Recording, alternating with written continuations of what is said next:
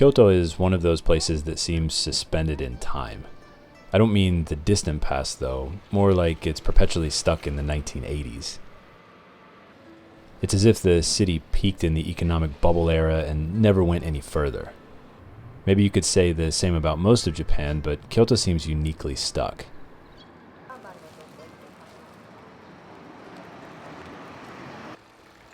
Not that this is a bad thing though.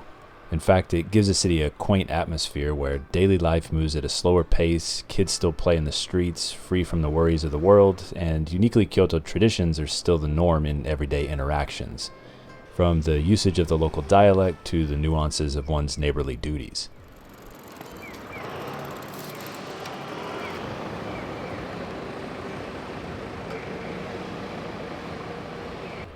It's also a city in conflict, seemingly wanting desperately to shut itself off from the outside world, while also recognizing the economic benefits of mass tourism.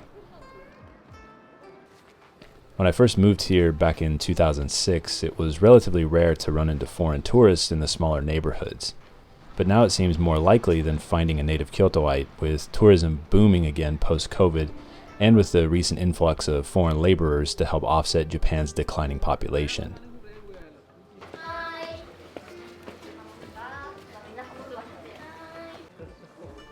As can be expected though, this has come with a whole host of issues, with tourists failing to adhere to even the most basic of proper etiquette, culminating most recently in the ban of foreign tourists to certain parts of Gion, one of Kyoto's last remaining geisha districts. 観光郊外の最たるものが舞妓パパラッチです。ひとたび街に舞妓たちが姿を見せれば、一気に外国人が押し寄せ、スマホで撮影。辺りはたちまち大混乱です。周りを一切顧みず、走って舞妓を追いかけ回したり、タクシーに乗り込んだ後も周りを取り囲み、写真を撮り続ける観光客。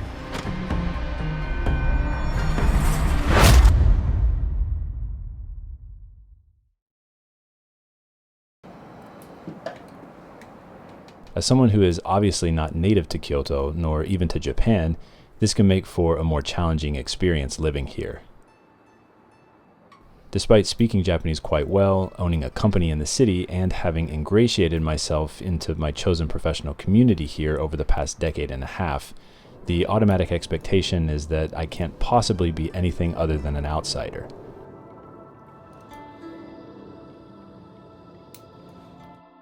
This is particularly true in Kyoto, where even for native Japanese, the local residents here can have a snooty air about them, likely stemming from Kyoto's past as the former capital of Japan.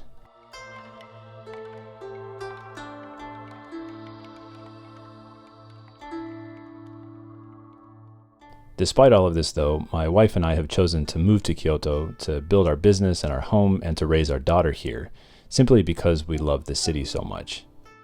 To us, Kyoto is the most beautiful place in the world. The landscape, the gardens, the food, and yes, even the challenges of the local culture make this place a dream world.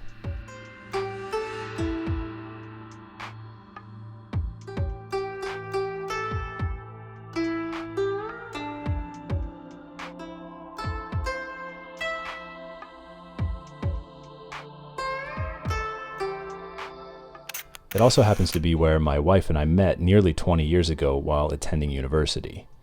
And now, so many years later, we've come full circle choosing to raise our daughter, at least for now, in the same neighborhood where we met at school. Ooh, look how pretty you are. It hurts? This area is known as Kinugasa and is situated in the northwest corner of Kyoto, just below Kinugasa Mountain, and only 10 minutes walk to the Golden Pavilion.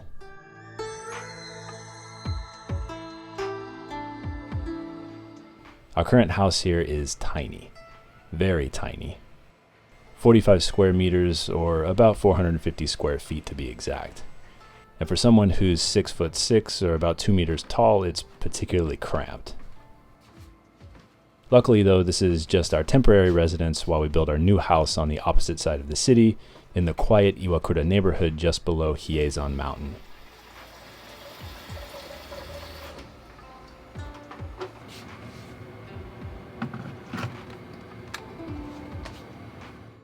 In early 2024, we purchased a small, albeit large for Kyoto, plot of land in the northeast corner of the city, and for the past few months we've been working with several architecture firms to design our brand new home. It's been a unique process as the firms have been competing with one another free of charge to win our bid. At this point though, we've narrowed it down to the final company and construction will start this autumn. で、玄関、エントランスですね、入って、 The property we purchased in northeast Kyoto is only large enough for our home, so our bonsai garden and school will have to be built at a separate location. By the way, that's my job. I'm a bonsai professional and artist. I spent about a decade as a bonsai apprentice in Osaka, followed by a number of years operating a successful nursery in the US, before returning to Japan last year to start a new bonsai garden in Kyoto. This move has of course been questioned by everyone, from family to friends to my industry peers, as operating as a foreigner in such a traditional field inside of Japan poses unique challenges, aside from being a difficult industry in itself.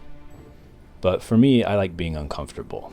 I like putting myself in difficult situations and challenging the limits of my personal comfort zone. It's the only way to grow as an artist and as a human.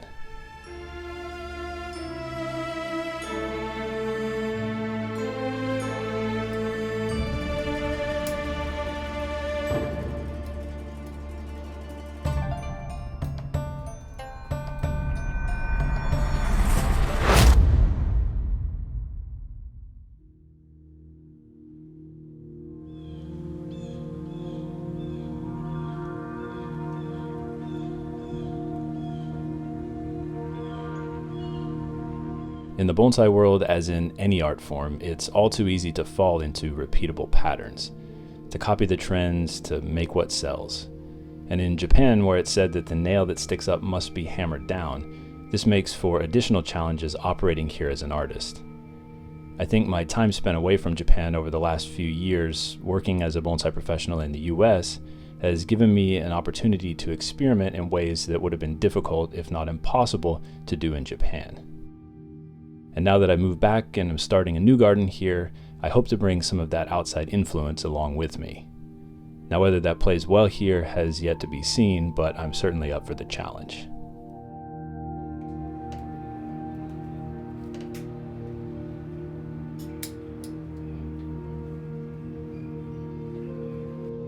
Ultimately though, this journey is one that I'm sure will have its ups and downs along the way, but I'm looking forward to sharing every minute of it with you.